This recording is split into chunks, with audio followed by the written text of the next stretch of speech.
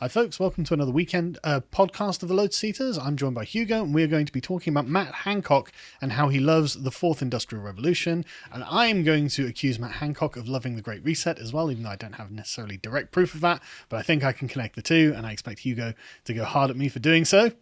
But I think my position is defensible. I don't know yet. But before we start, if you'd like to go over to lotuseaters.com, you can support us there by becoming a subscriber and get access to loads of exclusive premium content.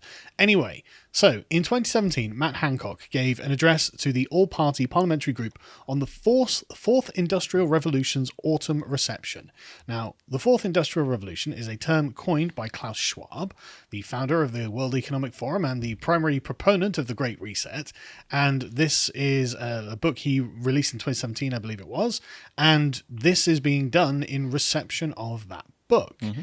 And so it seems that I think we can directly tie the Fourth Industrial Revolution to being a kind of key step in the process of the Great Revolution.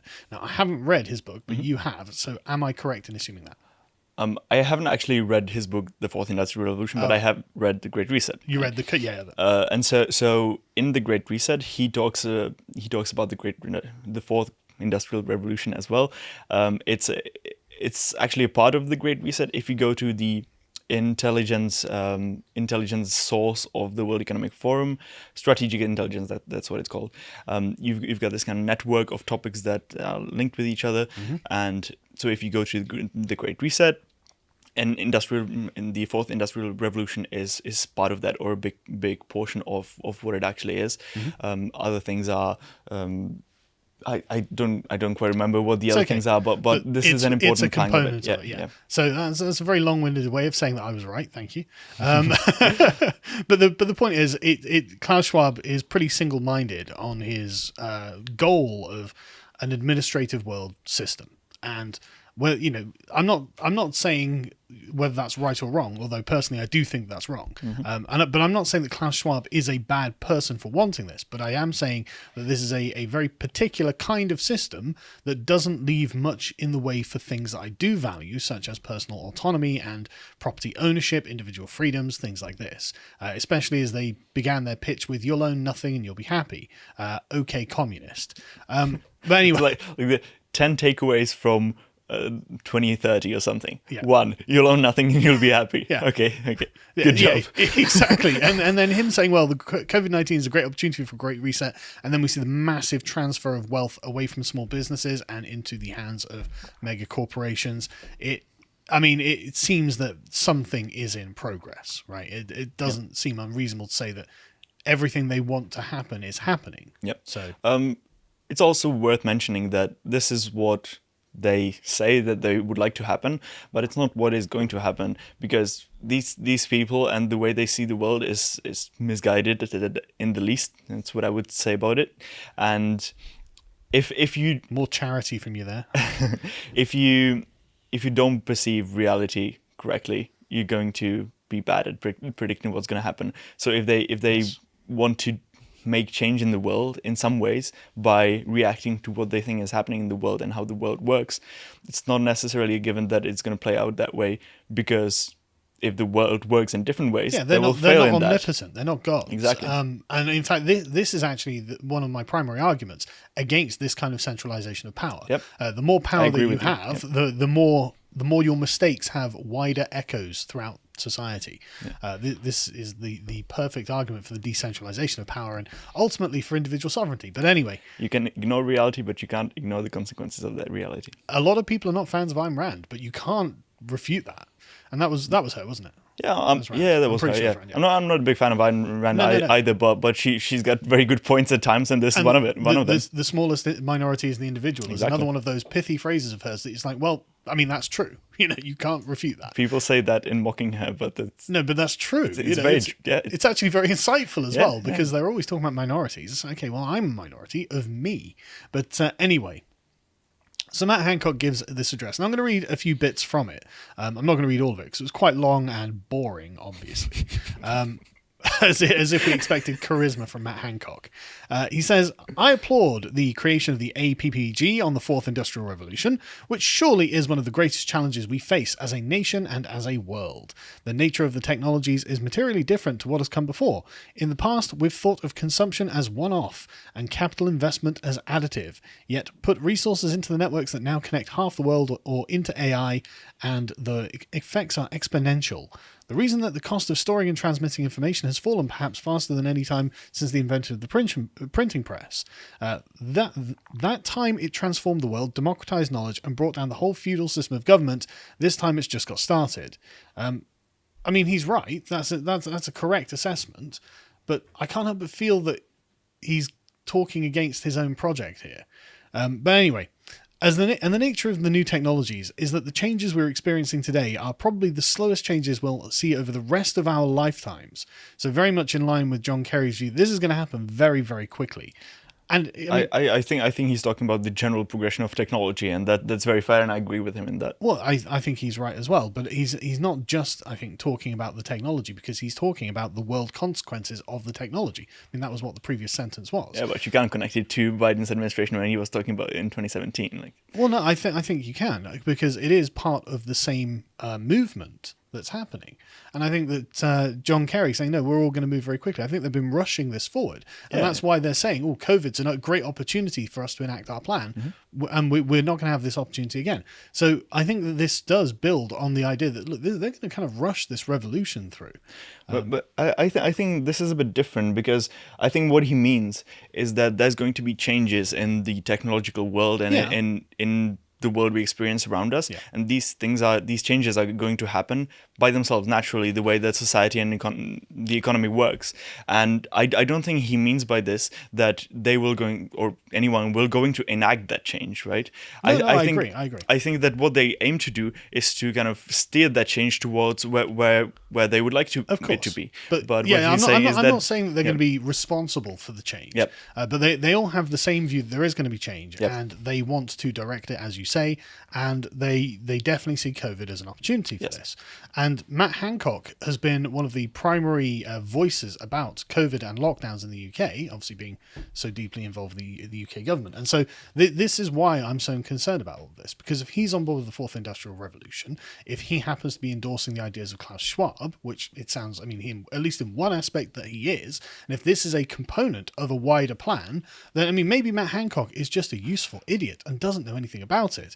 But, like, I don't think I'm going to give them that much charity, frankly. I think, I think they understand that things are going to happen. I mean, as he says here, if you don't much like change, I'm afraid I don't have so much good news. Our task in building and around the world is to make this technology, this change, work for humanity. And I'm proudly confident we can, because this technology is made by man, so it can be hewn to build a better future for mankind. Well, it depends on what we agree on is better, doesn't it, Matt? And I don't agree that, owning nothing is better than owning something. I'm sorry, I'm a throwback. I don't like change much, That's not what he's saying. Well, you don't know. Again, he's endorsing a component of this overarching plan. He's saying change is going to happen. Yeah. And we want this change to be for good. Yeah. And he's not saying what the good is. Exactly. But I think we can infer that since he's left it undefined, the good is surely going to be in line with the rest of the Great Reset. He's not going to suddenly be like, well, yeah, the good actually is not in a global government. He's not going to come out and say that. And I appreciate, I agree. I definitely agree with you that he's not going to come out and say it. Exactly, right?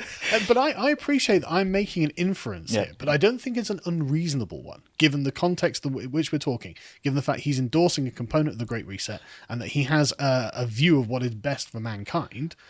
I don't think we share the same view of what is best for mankind. I think he's going to be a lot closer to Schwab than to me. I think a charitable interpretation of what he's saying is that he speaks for a lot of other people who would explicitly say that their goals are in line with the Great Reset. To take away all of your property, which is such a bold statement. Yeah. So I think even if it doesn't necessarily mean that he agrees with the Great Reset, he's talking in a way and saying the same things that a lot of people who do agree with the Great Reset are promoting it would say as well. Yeah, and he's endorsing and promoting a component of it. Yeah. So Again, I know he's not expressly saying this, but I think the implication is definitely packaged within there. Exactly.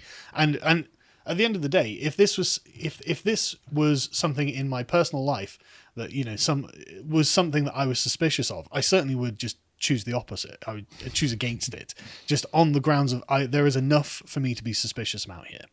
But anyway, I am delighted to speak alongside so many impressive colleagues who really understand this, and alongside Professor Klaus Schwab, who literally wrote the book on the Fourth Industrial Revolution. Your work, bringing together as you do all the best minds on the planet, has informed what we are doing, and I'm delighted to work with you. I hate how they call him Professor Klaus Schwab. He's an honorary professor. So he's not a professor. He's not a real professor. No. Right. Well, he really likes his work. Yeah. Looks like it. Yeah, he seems to really endorse it. I mean, if someone said that about me, I'd be like, well, crikey, calm down. I'm okay, but I'm not that good. But he really did win the UO award. Sorry? You did win the UO award. I did. And I do make my my employees march along with busts of me and banners of me. So, but anyway, enough about me. Back to Klaus Schwab. But seriously, I mean, like that's a ringing endorsement of Schwab and his agenda. Yeah. Like, what more does he need to say? I love the Great Reset. He come out with a little T-shirt with it or something. Traveling around the world, I see much excitement at 5G, and I'm confident the UK will be at the front of the queue. I'm determined we'll do our bit. It's all about preparing Britain to take advantage of these extraordinary new technologies. Not so interesting, those bits, which is fine, because that is actually the technological development he's talking about. That's fine. Earlier this year, the Fourth Industrial Revolution was not a very well-known term, at least before it became a central topic at the World Economic Forum. It recently made its way into an item on the BBC Breakfast television. This shows we've probably started to reach critical mass. Who's we there? If nobody knows about the Great Reset, who's we? Like, who is he talking about? We've started to reach critical mass. Okay, but, like, not the public. Yeah, the public thinks it's a conspiracy because Trudeau told them. Yeah, well, that's the thing. Like, who's the we? Who is the we? And we've probably started to reach critical mass, but it's not a very well-known term. Like, yeah. Yeah. But he's not talking about the public. He's talking about the people who are informed about political stuff. Exactly. That's exactly it. He's talking about the kind of international political class. Most people are not political, and good for them. And are certainly not part of the international political class. Yeah. And no, not good for them, because that's why all this can carry on. The reason they can get along with all this is because people don't know it's happening. But anyway, he says, it's now a pleasure to introduce a man who made the Fourth Industrial Revolution a household phrase, Professor Klaus Schwab. And then he goes on and gives his speech about it. Yep. But so, yeah, I think that this is enough for us to squarely put Matt Hancock in the camp of pro-Great Reset. I agree. Which makes the Conservatives incredibly suspect, because honestly, I don't really think that Boris is actually very firm against... on the national sovereignty of Britain, even though he's done an okay job so far with Brexit. Have the Conservatives ever been not suspect? No. And I think that it's really worth hammering that home. They're very good at preserving themselves. They're a 200-year-old party nearly. So they're excellent at navigating the current waters and making sure that they're always on the, conveniently just over the line on the right side of the issue before it goes on to the next one. But yeah, I don't really trust. As AA says, they're great in the experts at containment. That's exactly right. But they still carry on with all of these other sort of agendas, and I think this is Matt Hancock just basically showing us his hand. I don't trust him at all. I don't trust him either. Shame the alternative is Labour, really, isn't it? I don't trust him, especially if you look at the video of him sitting down in Parliament. Yeah. We'll link it. or the video of him talking to the reporter where he seems to really like her. Yeah. Yeah. He seems like a very strange chap, and he seems to have ideas that I consider extremely detrimental to my own interests, and I don't know why the Conservatives have chosen him. Why would you put this guy on TV? It's fine if you put him in a position of power if you think he's capable, but you shouldn't put him on TV. Yeah, he's very bad PR. But we'll put the clips in, and we'll see you later.